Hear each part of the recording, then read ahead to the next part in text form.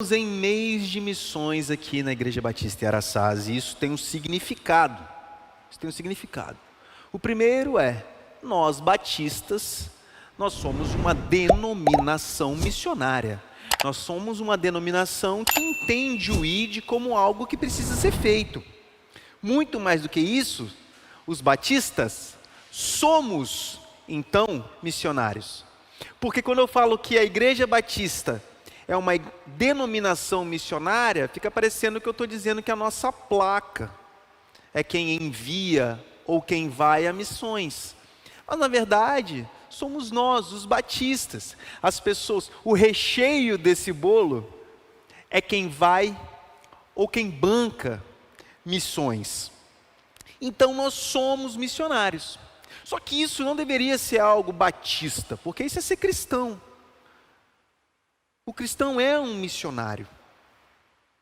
O cristão, ele deve ser um missionário.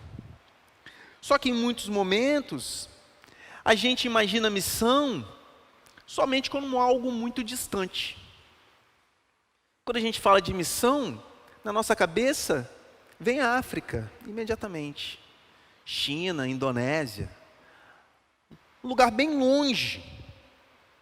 Só que as missões, elas acontecem em Jerusalém, Judéia, Samaria e confins da terra, que é o tema das nossas quartas-feiras, né? Essas quartas-feiras desse mês de abril, nós estamos falando de confins da terra. Por conta disso, eu vou chamar os irmãos a abrir a palavra de Deus em Atos dos Apóstolos, capítulo 13. Nós vamos ler dos versos 44 até o verso 42. O texto, na Nova Versão Internacional, é narrado bem assim: no sábado seguinte, quase toda a cidade se reuniu para ouvir a palavra do Senhor. Quando os judeus viram a multidão, ficaram cheios de inveja e, blasfemando, contradiziam o que Paulo estava dizendo. Então Paulo e Barnabé lhes responderam corajosamente: era necessário anunciar primeiro a vocês a palavra de Deus. Uma vez que a rejeitam e não se julgam dignos da vida eterna, agora nos voltamos para os gentios, pois assim o Senhor nos ordenou: eu fiz de vocês luz para os gentios, para que você leve a salvação até os confins da terra. Ouvindo isso, os gentios alegraram-se e bendisseram a palavra do Senhor, e creram todos os que haviam sido designados para a vida eterna. A palavra do Senhor se espalhava por toda a região, mas os judeus incitaram as mulheres piedosas de elevada posição e os principais da cidade, e provocando perseguição contra Paulo e Barnabé, os expulsaram de seu território. Estes sacudiram o pó dos seus pés em protesto contra eles e foram para Icônio.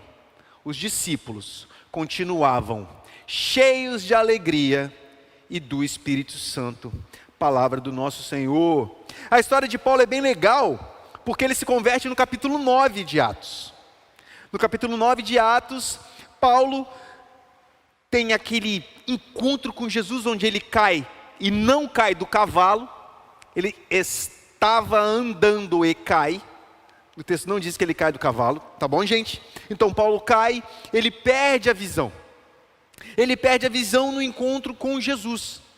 E no capítulo 10, Paulo é simplesmente esquecido na Bíblia. É deixado de lado. Ele só vai fazer uma viagem missionária no capítulo 13 de Atos dos Apóstolos. Paulo passa um tempo aprendendo com os apóstolos, estudando mais um pouco, vivendo uma vida cristã, sendo discipulado, para poder então ir a um campo missionário. A gente pensa que Paulo, ele caiu, ficou cego, enxergou e foi. Não, não foi assim. Em Atos foram alguns capítulos, na vida foram alguns anos para que Paulo fosse a sua primeira viagem missionária. Atos 13 conta como Paulo foi chamado para a sua primeira viagem missionária. É nesse capítulo em que Paulo é enviado para uma primeira viagem longa e missionária. Ele partiu de uma Antioquia e foi para uma outra Antioquia. Ele partiu da primeira Antioquia, que fica mais ou menos no norte de Israel, é bem ao norte de Israel, mas não é Israel, e foi para a Antioquia da Pisídia, que é uma região onde hoje é a Turquia, numa cidade de nome complicadíssimo, que eu não vou me atrever a falar. Começa com Y, termina com cedilha. Eu não tenho ideia de como que fala o nome dessa cidade, mas é a atual Turquia, perto do mar Mediterrâneo. Uma cidade riquíssima, porque era uma cidade que você ia do Chipre para Éfeso. Era uma rota comercial fantástica. O apóstolo Paulo era um apaixonado pela mensagem do Evangelho. O apóstolo Paulo era alguém que antes de ser enviado para um campo missionário, ele já ia à sinagoga falar da mensagem do Evangelho. Ele não poupou esforços e nem recursos para aquilo que ele sabia que deveria fazer. Por isso que o título da nossa mensagem é Até os Confins da Terra. Paulo foi um homem que foi até os confins da terra que ele tinha possibilidade de ir. Paulo não poupou seus esforços, seus argumentos, seus estudos, as tendas que ele fabricava para poder pregar a mensagem do Evangelho. A primeira coisa que a gente aprende então nesse texto, meus irmãos, é que todos têm sede de Jesus, mas nem sempre sabem disso. Olha o texto 44, no sábado seguinte, quase toda a cidade se reuniu para ouvir a palavra de Deus. Quase toda a cidade. Paulo já tinha estado naquela sinagoga no momento anterior. Ele ficou de voltar no próximo sábado. Nas sinagogas, as reuniões religiosas aconteciam e acontecem aos sábados. Paulo foi chamado, no próximo sábado volte para continuar a falar disso que você nos apresentou. E Paulo, quando voltou nesse próximo sábado, encontrou um local lotado. Pessoas de todos os cantos da cidade vieram para ouvir o que Paulo tinha a dizer. Paulo e Barnabé falavam com ousadia da mensagem do Evangelho. Paulo não dizia, temos aqui também uma mensagem. Não, Paulo falava, a mensagem correta é por Jesus. Jesus, os irmãos em casa, leiam o capítulo 13, os irmãos vão perceber que é exatamente o que Paulo fez. Paulo chegava na sinagoga e falava, então, discorria sobre o judaísmo e explicava como Jesus é a resposta que eles deveriam esperar. E Paulo fazia isso de forma ousada, mas não só ousada, de forma convicta. Porque você falar algo que você não acredita, você não fala com segurança. A segurança de Paulo ao falar era tamanha que as pessoas voltavam para ouvir o apóstolo. Irmãos, quando eu falo que Paulo tinha ousadia e convicção, eu estou dizendo que Paulo falava de Jesus em qualquer lugar e com bons argumentos. Ele conhecia o Deus a quem ele servia. Não é que ele sabia que existia um tal de Jesus. Não é que ele sabia que em um momento em Israel teve um camarada que fez alguns milagres, mataram ele e diz que ressuscitou. Não. Paulo ele dizia, o cumprimento das profecias é esse homem que também é Deus, que esteve em Jerusalém, morreu e ressuscitou. Convicção e ousadia significa que eu conheço a mensagem e conheço também de quem eu estou falando. Paulo e Barnabé, quando eles foram nessa vida missionária, eles não foram aleatoriamente, eles foram preparados e conhecendo a mensagem. Mas não se engane, meus irmãos, é contra essa mensagem que os opositores vão se levantar. Não é contra a mensagem do Evangelho que escorre entre os dedos, nem contra a mensagem do Evangelho da moda, nem contra a mensagem de um Evangelho onde não há pecado e pecador. Mas a mensagem que apresenta Jesus Cristo como único e suficiente Salvador para a sua vida, onde não há outro caminho, não há outra verdade e nenhum outro há vida, contra essa mensagem, a mensagem que diz que só Jesus Cristo salva, contra essa mensagem, prepara-se para a oposição. Nesse mundo nós teremos aflições. Mataram o nosso Deus. O que será de nós? Eu me preocupo com o evangelho missionário que tenta não ser missionário, mas adaptável. Meus irmãos, a minha visão política, ela precisa começar em Cristo e terminar em Cristo. Eu não posso moldar minha visão cristã pelo meu voto. Ao contrário, eu tenho que moldar o meu voto pela minha visão cristã. Minha visão social, ela precisa começar em Cristo e terminar em Cristo. Eu não tenho que adaptar a mensagem do Evangelho à minha visão social, mas adaptar a minha visão social, política, econômica e religiosa à verdade do Evangelho. É a verdade do Evangelho que é meu norte, e é também a verdade do Evangelho que é minha base. Sem a verdade do Evangelho, eu sou só um militante de causas sociais, de política, de economia, do que quer que seja. Mas se o Evangelho é minha base e o meu fim, tudo que eu fizer é com base em Cristo. Prepare-se para a oposição quando você fizer isso. Todo o nosso olhar, tudo que faremos, precisa ser moldado pelo Evangelho. Mesmo que não seja agradável para quem está à nossa volta. É isso. Paulo e Barnabé, eles foram pregar a mensagem da salvação, e o texto diz que os gentios ficaram felizes. Mas os judeus, que eram os receptores primordiais do texto, ficaram tristes. Outra coisa que a gente aprende aqui: Jesus não pode ser guardado no meu bolso. Jesus não é meu, a não ser que você coloque no final, Deus. Jesus não é o nosso ídolo. A gente não pode confundir idolatrar Jesus com adorar Jesus. Jesus não é o nosso ídolo. Nós não temos ídolo. Nós temos um Deus. Um Deus a quem nós adoramos, mesmo que Ele não faça nada.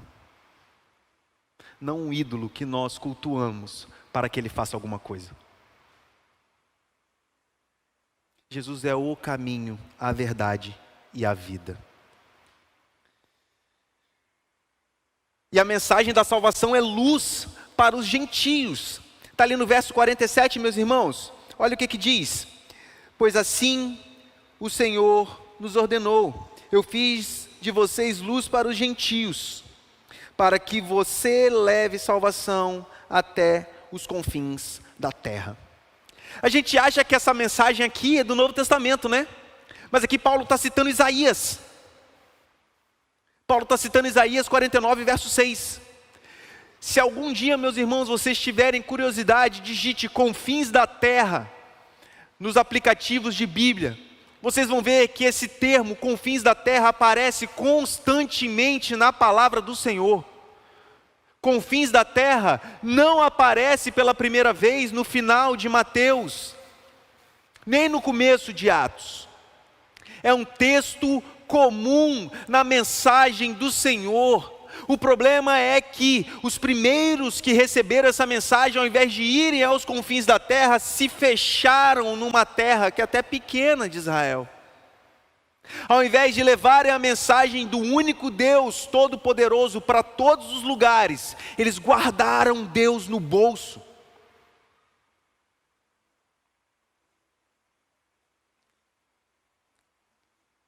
Deus disse que nós temos que ser luz. Não há como esconder a luz. Não há como. Não há como você não ver. Imagine, meus irmãos, nós estamos agora num ambiente onde acabou a energia. Imagine nossa cidade, Vila Velha, um blackout. Há muitos anos isso era mais comum, né? Hoje mais raro, graças a Deus. Mas imagine um blackout.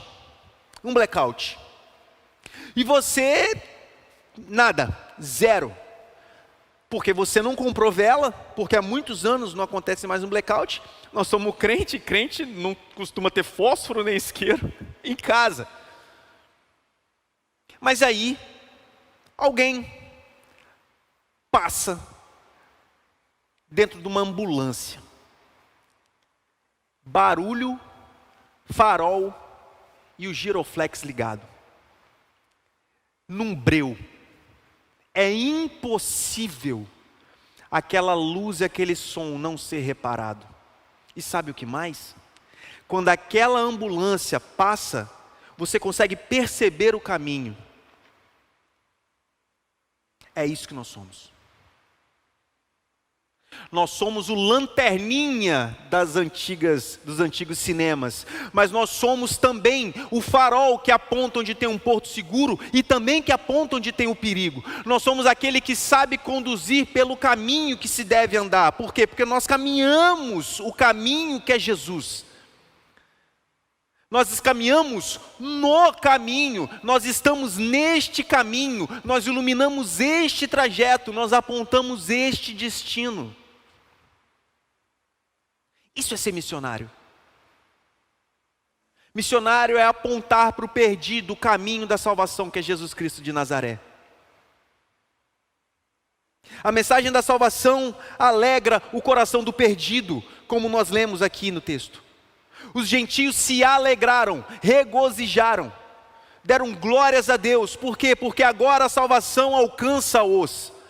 Deus não é só o Deus dos judeus, mas é o Deus de todas as famílias da terra, assim como havia prometido para Abraão.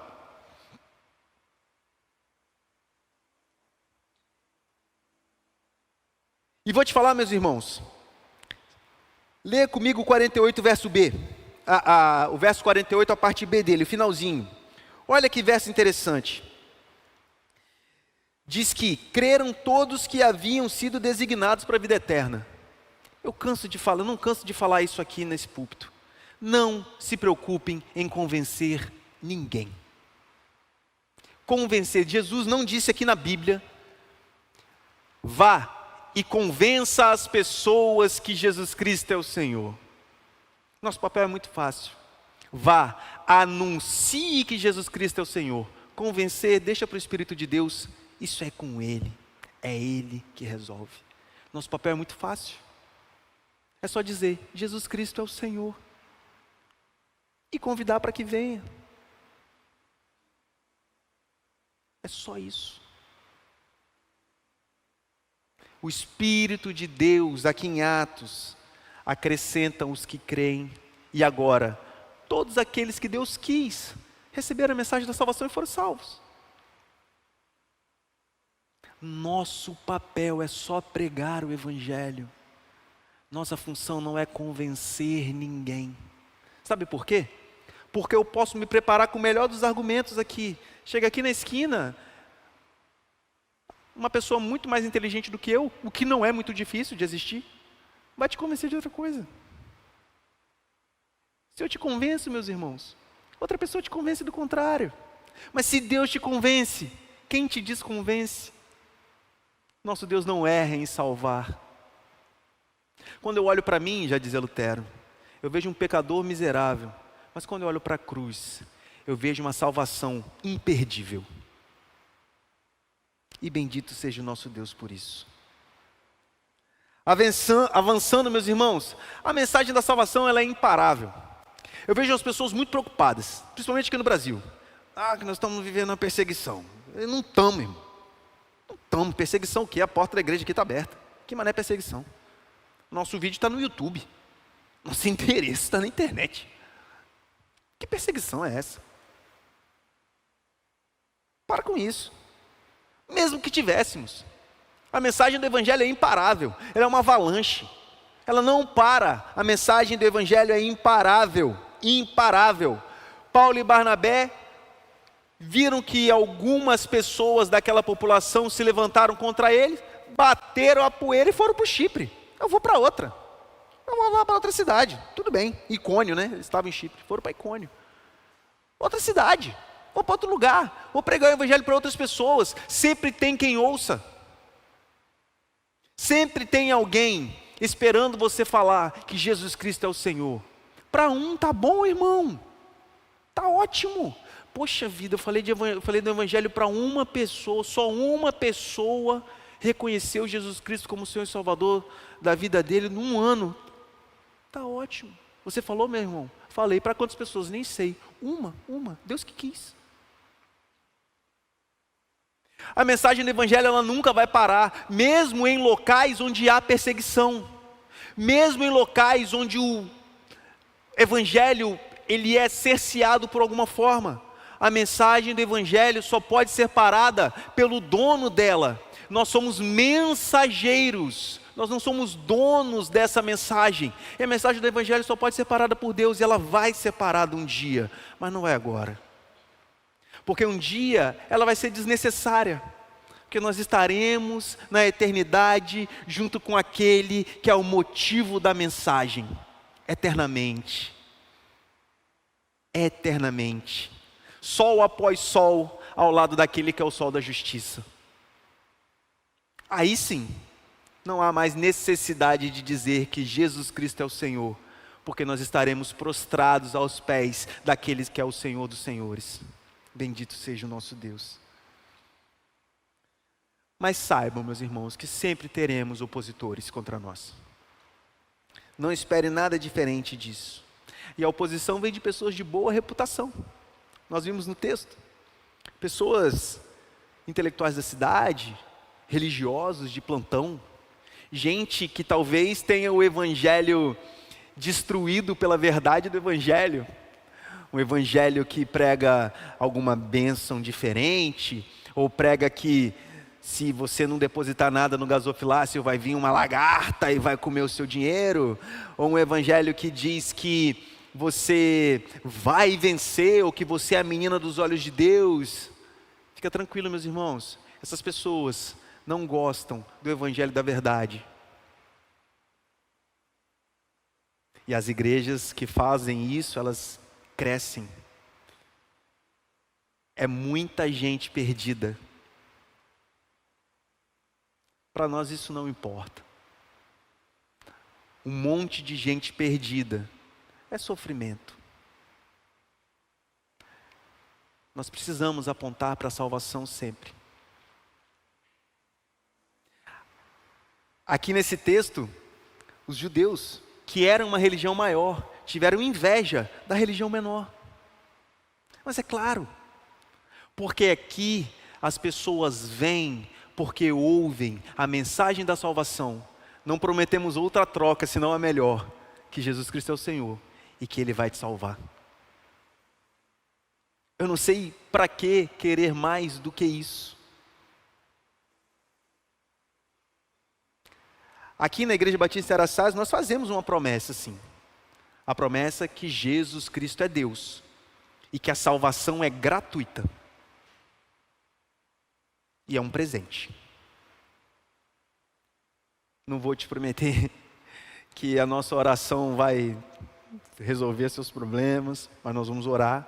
Não vou te prometer que se você for crente seus problemas vão acabar, mas nós vamos estar junto com você nos seus problemas. Não vou te prometer que se você reconhecer Jesus Cristo como Senhor e Salvador das suas vidas, da sua vida de hoje em diante, você vai ter uma vida em paz e tranquilidade. Não, você vai perder seu ônibus amanhã, talvez ele vai estar cheio, vai chover em Vila Velha, vai ter uns pontos aqui que vão ficar complicados.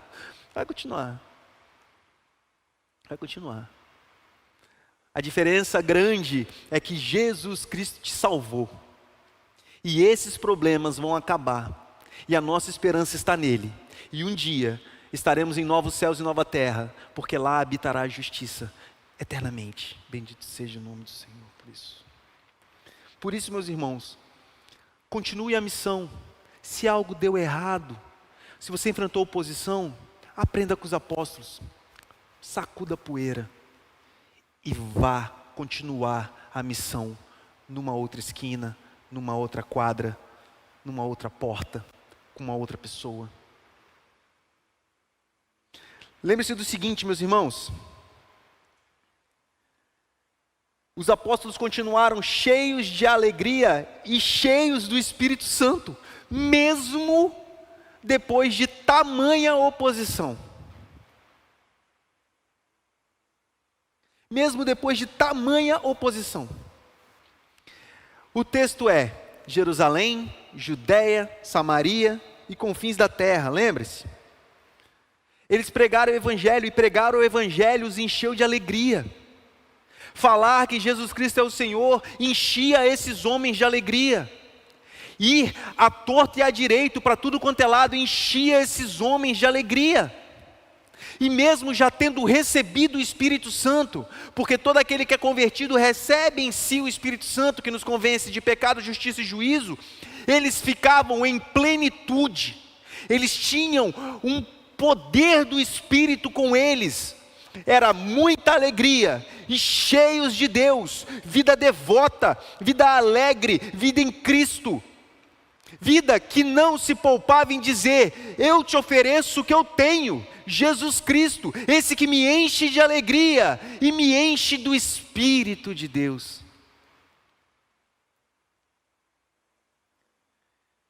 A plenitude do Espírito Santo, não é que você vai ser uma segunda bênção, vai receber um batismo diferente, algo assim, não.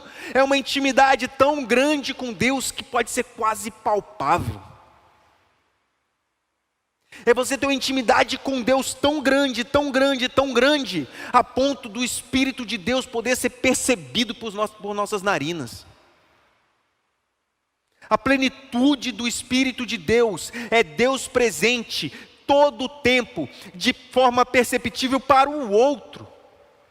A sombra de Pedro curou. É um tipo de relacionamento com Deus que é abundante. Por isso os apóstolos, eles tinham um aparente fracasso no seu ministério, eles foram expulsos, mas um sucesso na sua mensagem, deixaram tantos convertidos na cidade.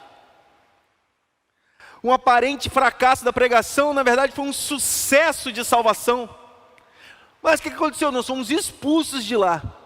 É como muita gente, com muita raiva e com muita inveja, nos colocaram para fora. E o que vocês fizeram?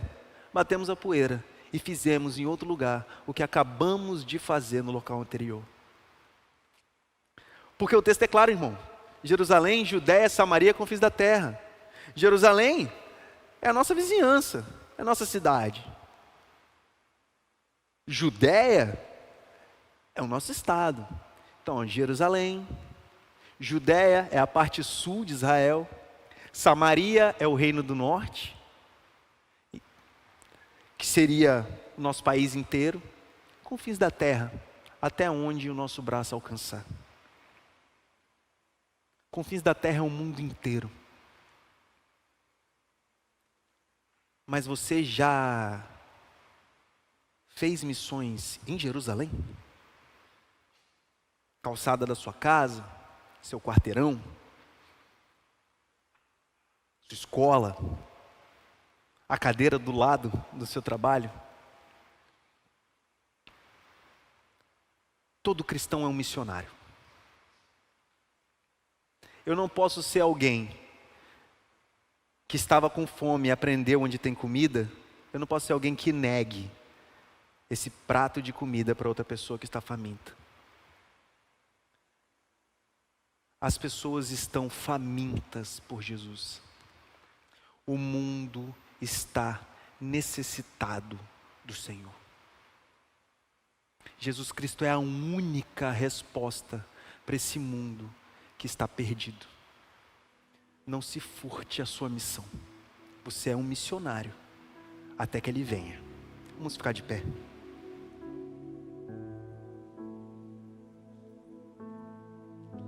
E vamos orar para que Deus nos dê a ousadia desses apóstolos, para que o Senhor nos coloque nessa missão também, para que a gente tenha a alegria em dizer que Jesus Cristo é o Senhor, e falar isso com intrepidez, falar isso com a boca cheia: Jesus Cristo é o Senhor. Muito mais do que ver essa igreja aqui lotada de não caber gente, é a gente ver um parente se entregando a Jesus. Eu tenho a infelicidade de ter visto a maioria dos meus parentes morrerem sem Cristo. Isso é uma infelicidade. No meu coração soa como um grandíssimo fracasso. Mas esse fracasso também não pode me parar. Eu tenho que continuar. Eu tenho que continuar sendo o melhor cristão que eles viram. Eu tenho que estar cheio do Espírito, falar com ousadia e sabendo do que eu estou dizendo. Eu clamo a Deus para que Deus também dê esse espírito de ousadia para os irmãos. Vamos orar. Deus, foi lida aqui a Tua palavra, Pai, nós apresentamos aqui o texto sagrado. E bendito seja o Teu nome, Pai, porque o Seu texto ensina com tanta capacidade. Obrigado por Teu amor, obrigado por Tua graça, obrigado por Tua paz. Senhor, nos dê ousadia e convicção da Tua tão doce salvação. Nos ajude, Espírito de Deus, a lembrar de tudo aquilo que a gente aprende, para que nos momentos onde a gente seja apertado por opositores, que a gente possa ter uma palavra doce e agradável, uma palavra de salvação. Nos conduza, Pai, no Teu Santo Espírito. Que a graça soberana de Jesus, o amor do Pai, as doces e eternas consolações do Espírito de Deus estejam com todos nós, que confiamos em Jesus Cristo, até que o Senhor venha. Amém.